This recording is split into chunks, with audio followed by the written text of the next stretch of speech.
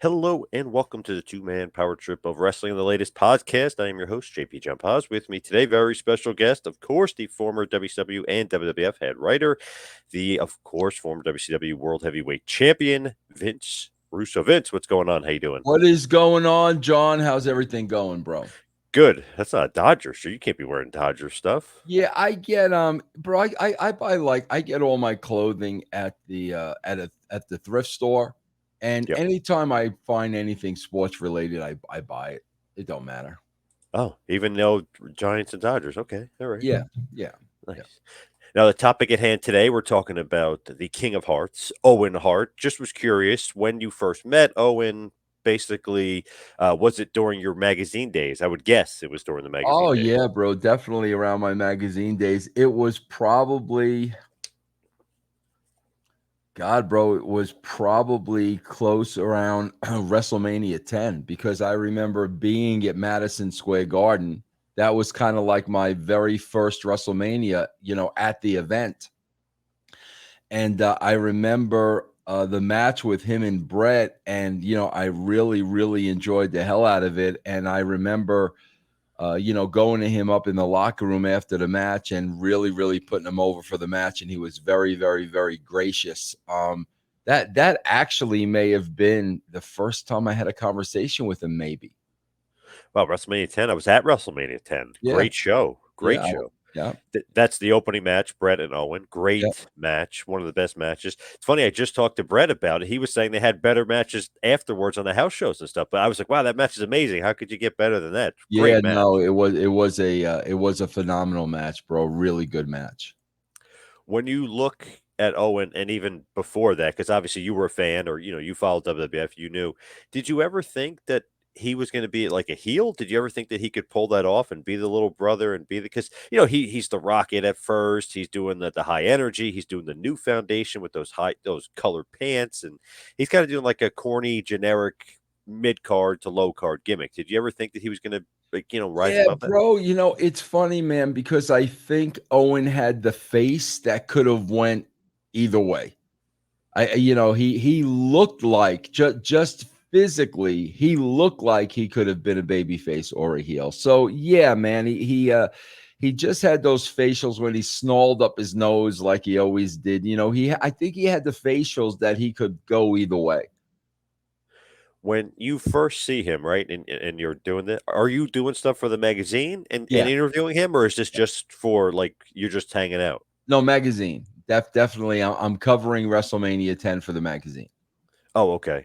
Yeah. So, what were your thoughts after the show was over and Brett loses to Owen, right? And then in the end, he beats Yokozuna, but Owen comes back out. So, what do you think about how that was set up, just as far as the story in WrestleMania 10? Bro, it's interesting because I remember, bro, the big hell of a boo that day at WrestleMania. I remember it was, bro. Remember back then, all you really had was like Dave Meltzer, right? Yep. But in New York, bro, there was a wrestling column in the Daily News, and I think it was called oh my God, not the Grappler. It was called something. The guy's name who wrote it was actually Hank Wenicky. That was the guy who wrote the article. He covered wrestling once a week in the Daily News. And bro, that day, the finish of the match, he wrote about the finish of the match in the Daily News in New York. And I remember there was a lot of scurrying about in the back, with Bruce and Pat and Vince of whether or not they should change the finish they had because it was printed in the Daily News. This isn't like it was something online. This was printed in the Daily News. People read the Daily News, not just marks. So there was a lot of concern about whether or not they should change the finish of the match. I don't think they did change the finish of the match, but yeah, bro, this was one where the finish was kind of wacky from what I remember. What happened again, John? So Owen pinned Brett with the roll up in the first match, right? but then Yoko beat Luger. So that means Yoko and Brett, who automatically was getting the title shot later on, whoever won Yoko Luger, Yoko wins, Brett pins Yoko to win. So Brett technically lost to Owen and then he beat Yoko in the main event. Yeah. And then Owen came out at the end. Yeah. Yep. Did he get heat on Brett? Basically just a stare down saying like Okay. you're the champ, but I beat you before. I should be the champ. You know what I mean? Yeah, Like I really am. yeah. Then that's definitely what they were setting up. You know, that was all to set up Brett and Owen and keep that thing going. Now that the belt would be on the line. Now you didn't just reveal the name of the slammer, did you? What's his Yes, the Slammer. Yeah, Hank Wenicky. That was his name. Hank Wow, I Wenicky. never knew Yeah. who it was. Hank Okay. And bro, you know who used to feed Hank Wenicky the information? No, no idea. Blackjack Brown. Wow, I swear I was gonna say I bet you Blackjack was the slammer, Yes, but are you saying yeah. it's Hank? No, he Wow. wasn't the Slammer. Blackjack would give the information to Hank Wenicky, and Hank Wenicky, as the Slammer, would put it in the daily. Wow, bro, I'm thrilled that you know what I'm talking about. Oh yeah, yeah. We used to read it sometimes because Yes, you're like, wait, yeah. what? How does this guy know anything? You know, it's like a Yeah, blank face, the slammer. Hank Yeah. Wenicky and Blackjack used to feed him all the information. Wow, Yeah. interesting. Damn. Yeah, and So how that goes way back, bro. That's like I don't know when the Slammer started. Definitely early '90s, bro. At yeah, least. yep. Yeah. But how did Blackjack get that info? Bro, Blackjack was such a nice dude, bro. Like the nicest dude you ever want to meet. Everybody talked to Blackjack, bro. Yeah. Everybody. He was allowed backstage. He was always roaming around. Everybody spoke to Blackjack, so somebody tipped him off. Man, when we used to go to shows and we would see him, we would go, "Yo, Blackjack," and then hide, and he'd be like, "Who's calling? Who's?" Bro, I still have no idea, John. Maybe you can smart me up. I still have no idea how he had cauliflower ears. Oh, I have no clue. Yeah, no Okay, idea. all right. He used to have cauliflower ears, and I'm like, wait, I don't think the guy was a worker. I have no idea. But yeah, man, bro, I swear to God, you know, John, a lot of people don't know this. I don't know if you know this or not either. We're getting a little off topic, but it's very, very interesting. When Vince McMahon told me that he was in business with ECW, okay? Yep. He explained to me, Vince, here's the deal. If we got wrestlers that maybe aren't getting over, that maybe need a little more seasoning, we're going to send them to ECW. Meanwhile, if you see somebody on the ECW show that you want, you just let me and I'll tell Paul Lee, and then he'll send them over to us. Well, bro, what happened was Vince didn't watch ECW. He didn't know anybody on the show. Right. So I watched some ECW, and when I saw somebody that I thought would be over huge on the big stage, I would tell Vince, we need so and so. You know, one of those people were the Dudleys. We need the Dudleys on our show. So, bro, Vince went to, you know, after Vince had already given Heyman WWE talent, Vince went to Heyman and said, we want the Dudleys. Freaking Paul comes back and tells Vince they weren't interested in coming to the WWE. And bro, I knew that was absolute bullshit. Yeah, bro, who doesn't want to go from a bingo hall to Madison Square Garden? I knew Paul Lee was full of shit. This is my heat with Paul Lee to this day.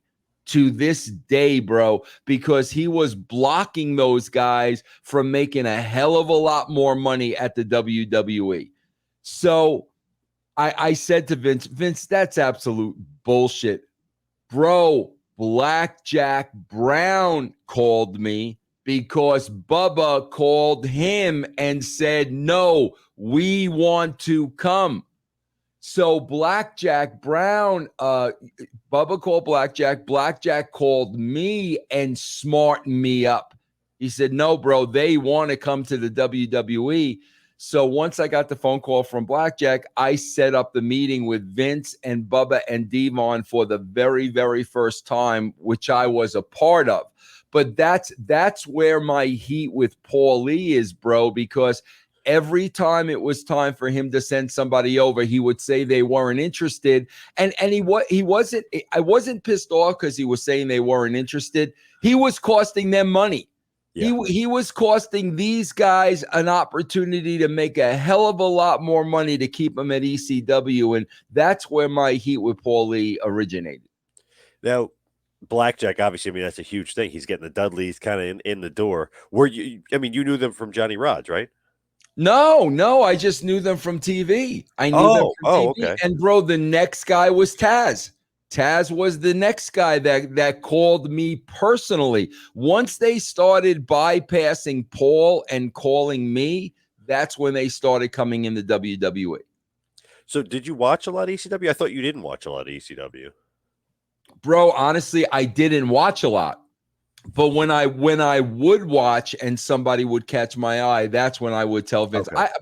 I am not kidding you. I think it used to be on the old Nashville network, Right. right? Yep. Yep. Bro, I'm not lying to you, John. I probably watched at the max, I would say 5 episodes Wow. That's of it. Okay. ECW at the max. That's how much I probably watched. Like, bro, I wasn't familiar with Taz till he called me. I really hadn't seen Taz. I didn't know what Taz did. Then Taz called me. I saw the Dudleys on there for the first time. I fell in love with Bubba's stuttering. I like that. And then I remember seeing when everybody was throwing their heads in the ring. And I said to Vince, bro, you got to get Al Snow back here. He's got a new act. It's over huge. But yeah, bro, I probably saw at a max maybe 5 shows on the old TNN. When you look at Blackjack, how is he getting the booking information? How does he know the finish to Bro, WrestleMania? I have no idea. I don't know. I never asked him. He never, bro, I knew him for all those years, man, until he passed away. I never ever asked him because, it just wasn't my business. But Blackjack knew a lot more than people thought he knew. Right. Yeah. I always thought he was the slammer for whatever reason. I Yeah, guess no, but he bro. was Hank Speedy went, the slammer. Yeah. bro. I'm wondering maybe you could do this after John, and we could talk about it on the next show. I'm wondering if you look up Hank Wenicky, if it says it now on a Wikipedia page or something. Oh yeah. Yeah, Yeah. but he's the dude. He was the dude, bro. Hank Wenicky. I'll never forget that name. So just going back to Owen, obviously we're talking about WrestleMania 10. When he actually is training, I mean, we're going back to like 1983 is when he debuts. Obviously, Stu is his trainer. He comes through the hard dungeon. Do you think that, like, obviously Brett is established? Brett's the kind of the top guy. He's a world champion in '94, and really '92 he wins the world title.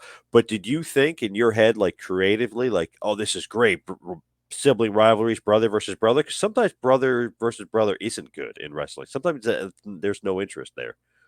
Bro, I just felt like, honestly, man, like what was the gimmick again? High energy. Yeah. God, bro, even back then, there were like just horrible, horrible, horrible gimmicks. Bro, the one thing about Owen, bro, was he was such a sound wrestler. And bro, back then, man, they had the bodies of wrestlers. Owen was not a big guy, but bro, No. Owen was freaking solid. I mean, you looked at Owen and you saw like collegiate wrestler. So he was solid. He looked legit.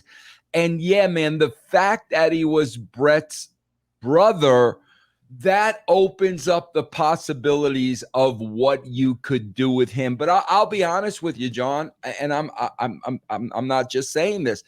If there wasn't a Bret Hart, I still think Owen Hart would have made it because he was that good and he looked the part. And then all of a sudden, when you started putting gimmicks on him, he was really able to pull it off, bro. So, yeah, man. But did Bret being his brother and the feud always being on the table help him? Yeah, absolutely, bro. Absolutely. It's interesting. He's in the WWF basically 88, 89 as the Blue Blazer. They don't say it's Bret Hart's brother. They're doing the gimmicks part of Survivor Series 88, lose to Mr. Perfect in a good match at WrestleMania 5. So they're not doing much, but when he comes back, that's when then, 91-ish, they do the new foundation with Jim Neville Neidhart. They try to do the Hart Foundation all over again. Then they do High Energy with those horrible pants and that weird gimmick with Coco.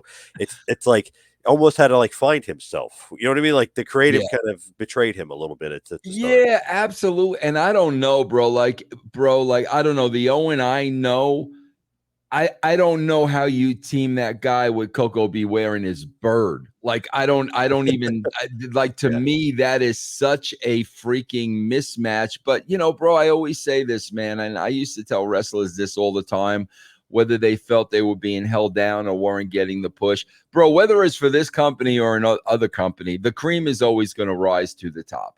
If you are that talented, bro, no matter what, it's going to push through and go to the top. And Owen was that talented. Do you think the size factor did play like a role for a while? Like he was almost Yeah, too small? absolutely. Early on, absolutely, without a shadow of a doubt. Absolutely. Yeah. Because even like WrestleMania 8, he's on it. He beats Skinner in a short match. I know it's 1992, but it's like, yeah, they're still not really doing much with him. It's like, Yeah. I would have to think with Vince that had a little something to do with it. Yeah. do you think that Brett, not even just being his brother, just being like a quote unquote smaller guy? I mean, he's 6 foot 235. It's not really small, but compared to Bam Bam and Hogan and those other guys, he's the smallest guy. Do you think that helps Owen? Like, basically, like, hey, smaller guys can main event, or smaller guys can get a big push. Yeah, because Brett, because he's more or less following in the footsteps or the model of Bret Hart. I would think so, bro. Absolutely, I would think so. And bro, I'll be honest with you too. At that time, obviously Brett is in a position of prominence as the champion. I guarantee you, Brett had a few things to say about, let's elevate Owen. I guarantee you had a few things to say about it. So I don't know if you know this or not, but very interesting. They recommended Bruce Hart be the one that feuds with Brett. And Brett goes, wait a second here. Like, I did not know that. yeah. So he goes, wait a second. Come on. He goes, look at Owen. Like he's better and all this other stuff. Bruce had some injuries and he's a little bit actually probably around the same size as Owen, but he Yeah, was just saying that Owen was like he's a lot better if you want to go and do this feud because remember Survivor Series 93, yeah, Owen gets eliminated and all the brothers are in the match and they yeah, win. He's the only one that gets screwed. They were yeah. gonna actually have that be Bruce and Brett changed it to Owen. Oh, I didn't know that. I I was didn't thinking to know that. myself, imagine if it was Bruce instead. I don't think it would have worked. Yeah, no, no. Owen had this charisma about him, bro, that I don't think any one of the brothers could have matched. And it's great too because that happens at Survivor Series. Then they tease them back together over the holidays. They get back together. The Royal Rumble, they have the tag match with Brett and Owen versus the Quebecers. Brett's leg is hurt. That kind of hurt. That screws the team. Owen kicks his leg out from his leg, which is a funny, obviously mistake, but a great Owen line that people always say. I kicked Yeah, your leg out from your leg. yeah, uh, yeah, but it's like slowly building and building. It's like they're back together, but then they're feuding. Like you could tell the older brother, younger brother is this yeah, big sibling rivalry here. And hey, Brett just screwed him over and cost him the tag team titles. yeah. And I will say this too, John. Like, bro, I've seen this 99.9% in the back. I've seen it, bro. If you are universally loved by the locker room, you're going to get a push. I've seen it a million times because let me tell you what happens, bro. When you're over with everybody in the locker room, everybody is going to go to Vince and say something. You're going to have multiple wrestlers get in Vince's ear. And Owen was beloved by the locker room. So, bro, when you look at all these things, they really all add up to how Owen was able to come into prominence. His personality, bro, and the feelings of the boys towards him in the back, that was a huge playing card as well. How was he in the back, like personally? Because now on screen here in '94, he's going to be a heel. He's going to be like that bitter, jealous little brother. He's going to be like a gnat. He's going to be annoying. You're going to really like hate him. How was he behind the Ah, scenes? bro, everybody knows he was the biggest prankster, bro. Always had a smile on his face, always laughing. Bro, like I swear, I remember there's going to be one instance, and I'm sure we're going to talk about that. But man, I remember no matter what I gave Owen creatively, bro, you have these guys. And it doesn't work this way all the time. If it did, my job would have been a hell of a lot easier. bro, whatever I wrote, he went along with. Like, he never had a problem with anything. He always understood clearly, what the story was, why we were doing it. He wasn't one of those guys, bro. Bro, I could give you the greatest storyline that you've ever heard in your life. Here's the problem, bro. And John, you know this. Wrestlers are paranoid. Okay, they came up in a business where they were independent contractors, so it's every man for themselves. So in the back of their minds, they're always thinking somebody's out to get them because somebody wants to take my spot. Right. With that being said, bro, you could write the greatest story in the world. Bro, you could poke holes in every story. Every story that's written, you can poke holes in. If you look for the holes and you want to poke holes in it, you can poke holes in every single story. Bro, Owen never questioned, never tried to dig deeper. Whatever was on the surface and whatever you asked him to do, he did, except one time. And I remember this vividly, bro, because that's when we get to Kansas City, and that's when people say, oh, Owen didn't want to do it, blah, blah, blah. Bullshit. And I'll tell you why, John. I had written a storyline where it was Owen, Deborah, and Jeff.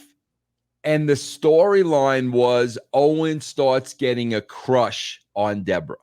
Now, the reason why I came up with that storyline was because Owen's personality, that would have been hysterical. Right. I mean, can you imagine Owen having a crush on Deborah? He does it like that. That would have been so funny. And you throw Jeff in there, who is such an underrated performer. It would have been a hysterical story. That's what I wanted to do. Bro, Owen came up to me at TV one day and he said, Vince, I got to be honest with you, man, Martha's not gonna like this. Like, he felt very, very uncomfortable doing it because of his relationship with Martha, his wife, and whatnot. Bro, as soon as he said that, there wasn't even a discussion. I just looked at him and said, okay, Owen, then we won't do that. It wasn't something that was vital to the storyline. If it was something that was really vital to the storyline, bro, I'm gonna try to fight for it. This wasn't vital to the storyline. So as soon as he said that to me, that's when I said, Owen, no problem, bro. We just won't go there. That's how much I respected Owen. And like I said, John, that was the one and only time he was opposed to anything I ever suggested to him. And that's why when people say he didn't want to do it, and I use that as an example, then they come back and say, oh, well, he didn't want to say something a second time because he thought his job would have been. Bro, Owen would have never thought his job was in jeopardy, bro. He had such a good relationship with everybody. He didn't have the label on him that he was hard to work with. Like that. He was so nice, bro, that if he would have been opposed to anything, John, we just wouldn't have done it. It's that simple. When that happens with Deborah, I mean, it's believable. I mean, obviously, I think everybody probably at one point had a crush on her, like Right. fan wise. Like everyone, oh my god, look at Deborah. So it is believable, but as long as he was uncomfortable with it, you just won't go there. You just okay, we'll move, we'll go different. I had that one conversation with him, and to me, the idea was dead. That's it. So do you ever bring it up to Vince, like he doesn't want to do that, or Vince doesn't even know No. that's an idea? I don't even think he knows that's an idea, bro. I don't even think I was at the point of, this was an idea in my head. So I don't think I was at the point of I had written anything on paper yet. So I don't think that ever got back to Vince. The idea or the fact that Owen felt uncomfortable, I don't think that ever got back to Vince. So with like Owen, right, and moving along, I'll just go back just a little bit though. It's interesting that he comes out after Brett wins the title at WrestleMania 10. He's like, I should be the champion. So what does he do? he does exactly what Bret did the year before. He wins King of the Ring 94, and Bret obviously won King of the Ring 93. So that sets up the title match even further because technically he beat Bret. So there's something there. Then he wins the King of the Ring. Then he's going to want to fight Bret for the title at SummerSlam 94 in the cage. So everything storyline wise, I guess it's really probably Pat Patterson at this point, but storyline wise, it's going pretty good just Yeah, as no far as doubt. the booking. It's Pat and Bruce, and then they're pitching to Vince. But again, bro, I'm just gonna go back, bro. Like whether it was Pat or Bruce, or whether it was Vince and Ed, bro, when you had two guys writing the show and really zeroing in and concentrating on what was the next logical thing to do, God, bro, it was so much easier that way. I don't know how we went from two writers of a show to 22 writers of a show where I watched the show today, bro, and so much of it doesn't make any sense. And I can tell the lack of continuity is because there's too many people involved. Like what you just laid out, what those guys laid out makes perfect sense. It's simple. That's how they built Owen. But today you get so much confusing, convoluted stuff, and it's because there's too many people involved. Why? Like, why did they do that? Why did they Bro, I go to think that that I system? think that happened when Ed and I left. I think, bro, Ed and I were doing everything. We were writing the entire show. Vince was basically just giving it his blessing.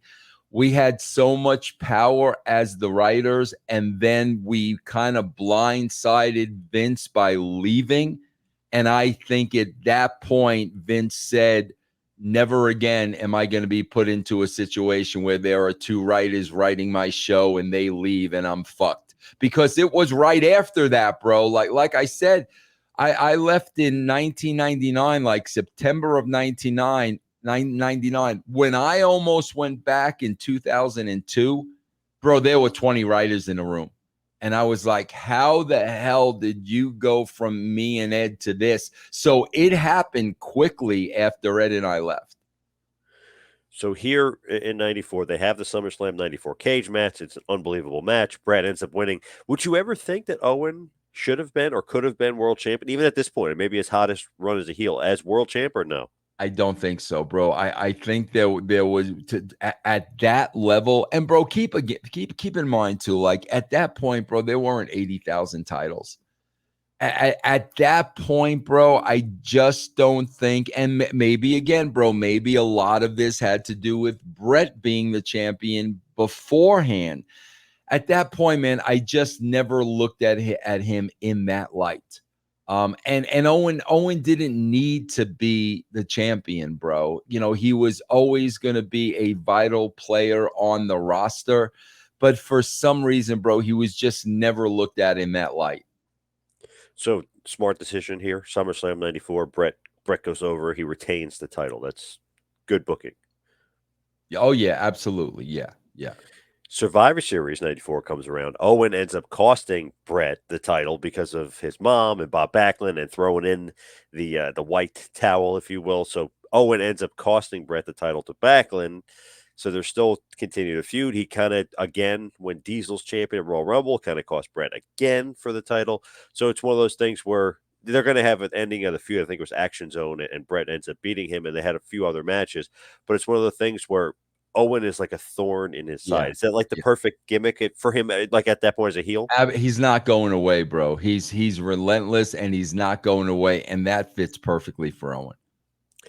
Do you like Camp Cornette when Owen starts being managed by Jim Cornette? Does he need a manager? Like then No, Yoko comes in, they win the tag titles. Did he need that? You think or no? I don't think so. I'm no. I wasn't booking that, and I was not a fan of that. No. What about They Davey still, but Boy? that tells you one thing. That tells you one thing, bro. They were still uncomfortable with Owen talking.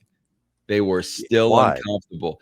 I don't know, bro. Maybe from what they had seen up to this point, they would have never gave Owen a manager unless they felt he needed one. So they were not confident in Owen's mic skills. Yoko, Owen, Bulldog, Camp Cornette. Do you like that faction at all? Not really. Oh, why not? Well, because bro, obviously Yokozuna needs a manager. Yeah, Obviously, yeah. without a shadow of, I don't think either Davy Boy, bro, Davy Boy with that freaking accent. Like, come on, bro. You know what's funny, John? I swear to God, man. I watch wrestling today, and everybody that comes up from NXT has some kind of a different accent. I'm like, are there not American wrestlers anymore?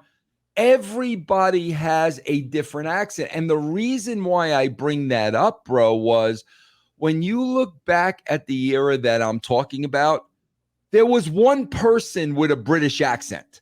And that's what made him special, bro. The Ludwig Borga.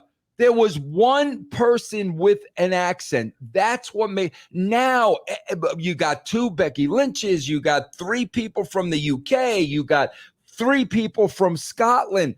That's what made him special, and that's why I think that's why Davey was special, because he was from England. He had that accent, which was great. I felt Owen held his own in promos, maybe not the best, but I don't think those two needed a mouthpiece. So he's a tag champ, he's an Intercontinental champion, a European champion. I mean, he won a bunch of titles, just not the world title.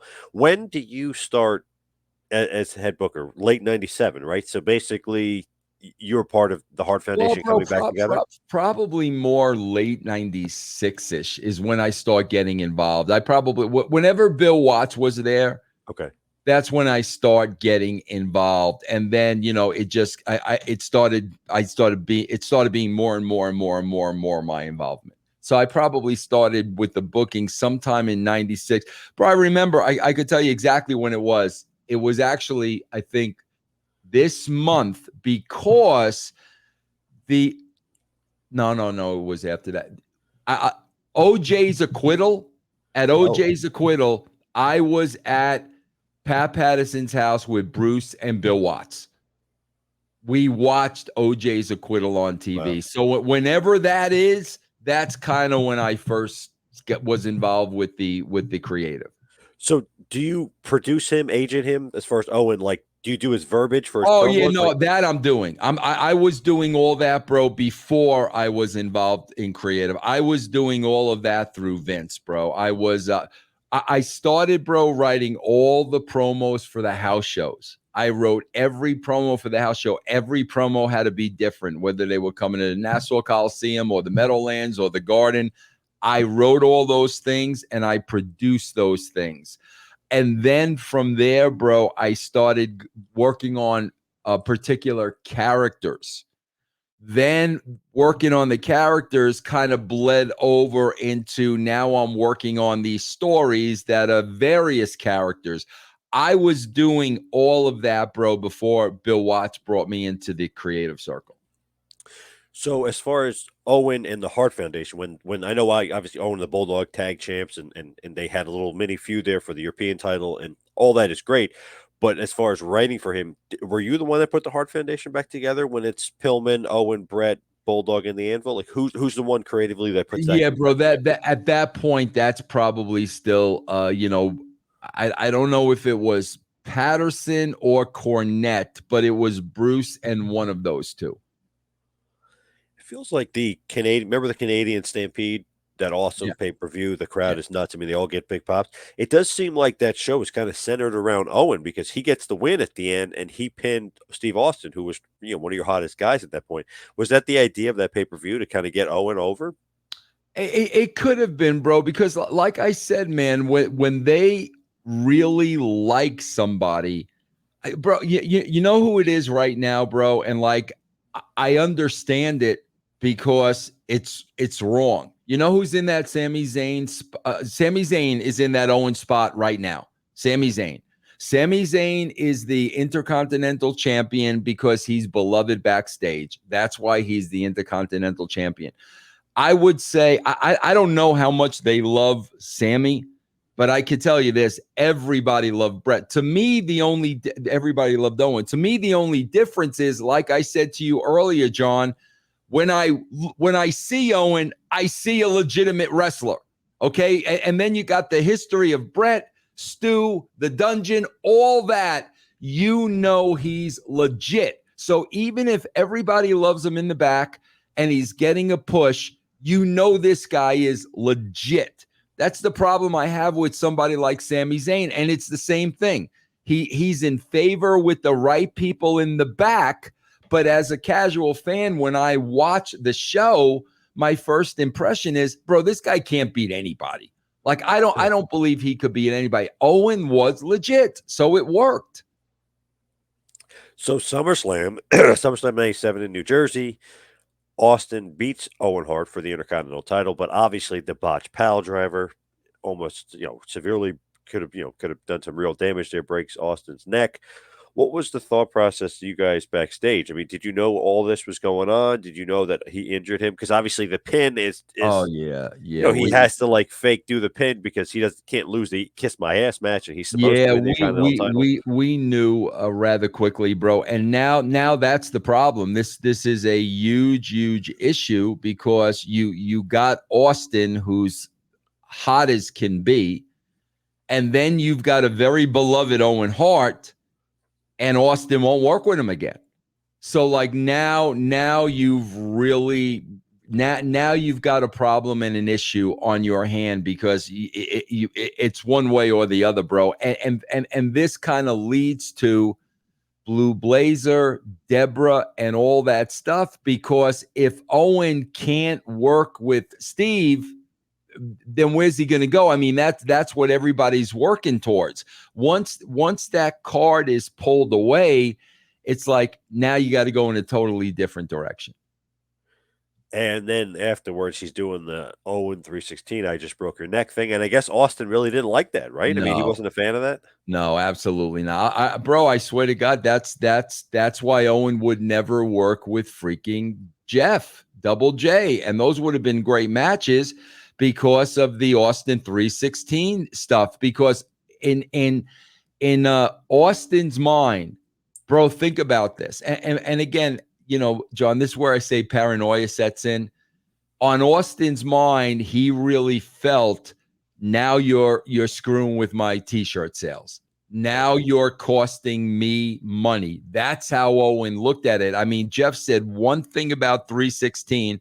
Owen, Steve was waiting for Jeff when he came to the back, and he cut a skate. And like Jeff, as a shoot, had no idea what he did wrong. Just the fact that he mentioned that 316, which was making Owen, Steve, a shitload of money at the time. At that point, he would never work with Jeff again. So you had two guys that you could have put Austin in programs with that he wasn't going to work with. So obviously, Austin is furious with Owen after Yeah. this. Oh, yeah, bro. Absolutely. Absolutely. It's interesting. They do the tournament for the IC title because they have to put it up vacant because obviously Austin is injured, out for a few months with that neck injury. Could have been worse. I mean, obviously he ends up getting surgery years later, but scary stuff. Could have almost been worse. Yeah, absolutely. No doubt, bro. And that's the thing, man, because I seen it happen a few times. Bro, when these guys get those stingers, it scares the shit out of them because they think they're paralyzed. Yep. And bro, even if it's for 10 seconds, if you think you're paralyzed, bro, you ain't never gonna forget that. You're never going to forget that. And that's what happened. That stinger that paralyzed them momentarily scared the shit out of them. And I don't blame them. I can't Oh I yeah. can't imagine, bro. Even for 5 seconds laying there and not being able to move anything. I mean, I totally get it.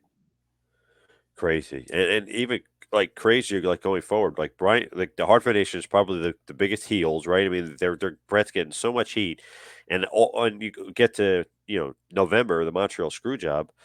The Montreal Screwjob happens. Pillman dies the month before. Bulldog gets his release. Anvil gets his release. Obviously, Brett's going to WCW. Owen's the only one left, and they won't let him out of the contract, so he's going to become the quote unquote the Blackheart. But isn't that crazy? Like Owen, Bro, I guess maybe John, wanted to leave. I don't know if you and I ever had this conversation. Um, Bro, I'll never forget. I was home on a Friday night. Okay, this is, bro. If the Survivor Series was on a Sunday, Yeah. this is the following Friday. Okay, this is the following Friday. I'm home on a Friday night, bro. I get a call at my house from Owen. Okay. Bro, Owen is just so upset and so shaken. And he tells me, Vince, Brett is telling me that if I stay with the company, he's going to disown me as a brother. Whoa. And if I stay with the company, he wants to have nothing to do with me. Bro, he's on the verge of tears. Okay? So he's like, I'm like, Owen, this is not the conversation for me to have. You need to call Vince. This is not my level. And Yep. he said, Vince, I've tried calling Vince. He's not picking up the phone. You have to help me. You've got to talk to Brett. Bro, this is 5 days off the Survivor Series. You've got to talk to Brett. Bro, because I loved Owen so much and because he was so upset, I picked up the phone and called Brett without Vince knowing any of this. Any of this. And it was so hard because, bro, I had to sit on that phone with Brett. This is how hot Brett was, bro. Brett said to me, bro, I was so hot and upset and mad about what happened at the Survivor Series. I literally wanted to show up at Raw the next day with a gun and just take everybody out. That's how upset Brett was. And bro, it was so hard for me because during that conversation, I had to side with Vince. And I said, Brett, you don't understand, bro. It had nothing to do with you. Vince didn't want to do it. He agonized over it, but Vince was afraid that Eric Bischoff was going to show up on Nitro with the WWF, title. That was Vince's fear. It had nothing to do with you. He didn't trust Bischoff. I said that you will never agree with me, but if I own the company, I would have done the same exact thing because all Vince was trying to do was protect the company. It was never personal. Bro, that screw job hurt Vince just as much as it hurt Brett. He did not want to do that, bro. He felt that was his last resort. And then I remember the next day was a Saturday, and I had to meet Vince down at the office, and I had to tell Vince, yeah, bro, I had a conversation with Brett last night, and Vince could not believe I had a conversation with Brett on the phone. But bro, like the reason I did that, bro, I don't think I would have done it if it was anybody else.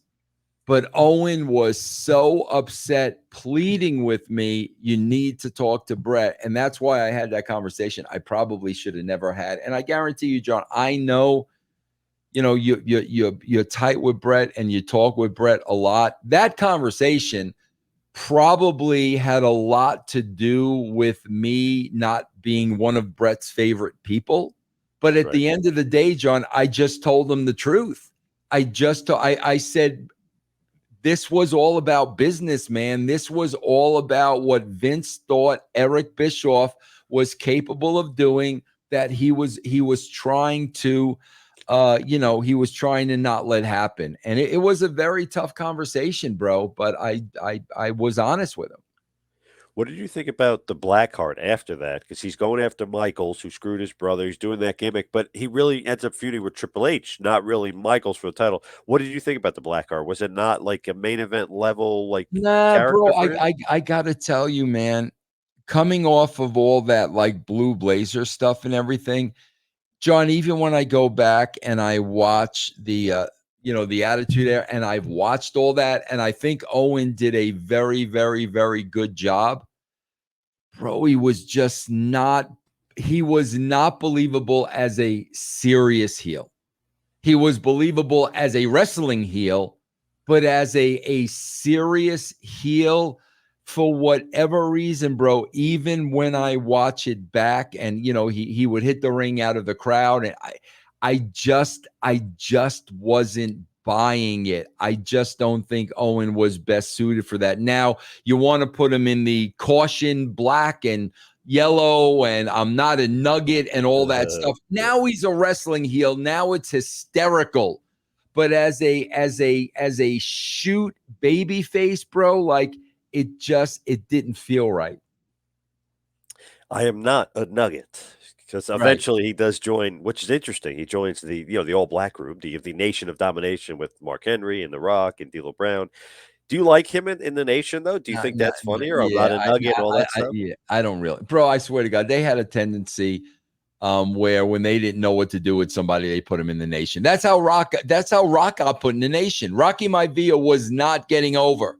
They did not know what to do with him, and that's why they put him in the Nation. I kind of think they did the same thing with Owen. Interesting. Yeah, because it did seem like out of place. Like this is like It oddly definitely, out of place here. it was out of place. It definitely was out of place.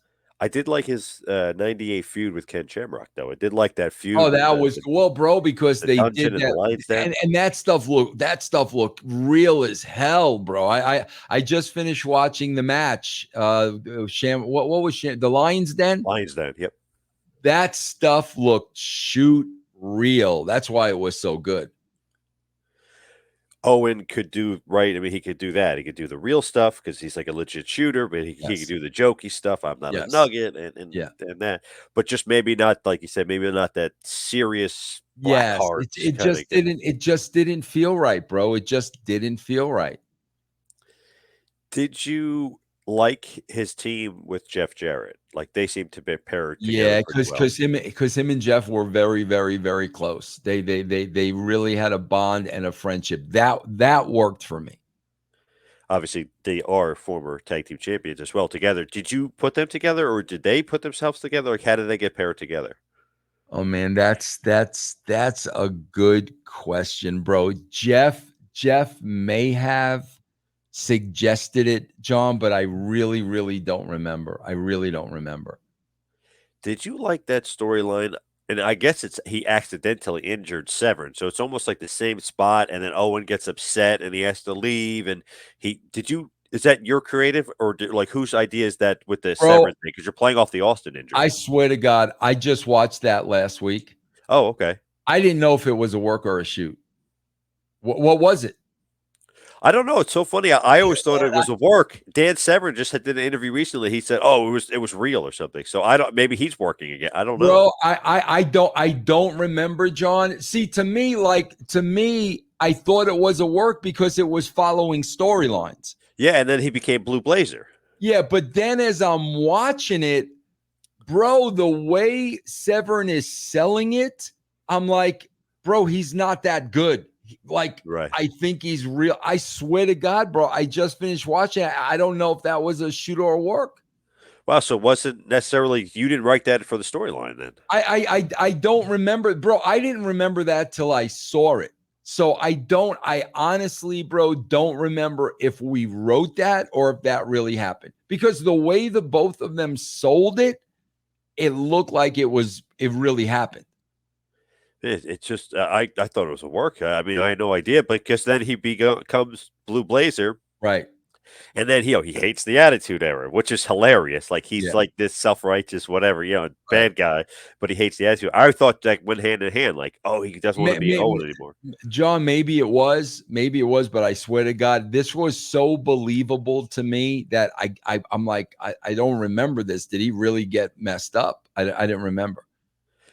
Who wanted the Blue Blazer gimmick back? Was that you? Like to be Yeah, funny? I mean, like just yeah. more of a comedic thing.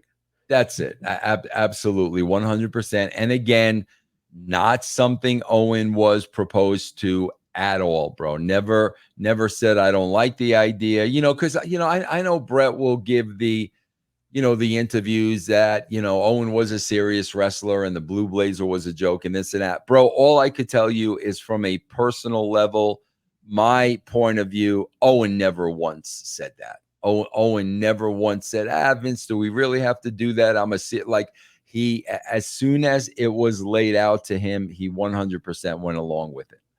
It seemed to be working in the Attitude Era too, because he's like the anti-Attitude Era guy. Exactly, bro. He's the superhero that's like such a cornball Yeah. superhero. Like it to me, it was very, very, very entertaining.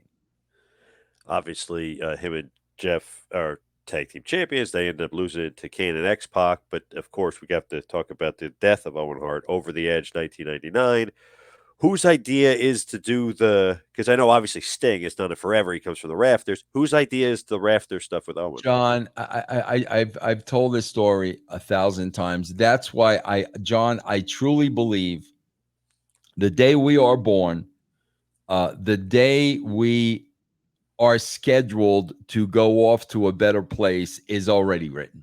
There's no doubt in my mind, bro. When we get the start date, there already is an end date, and during that time, you're supposed to do things here on Earth. I believe Right. that, and I'll tell you why I believe that. John, that was not written into the show. It had to be a Thursday night late. It was definitely after hours.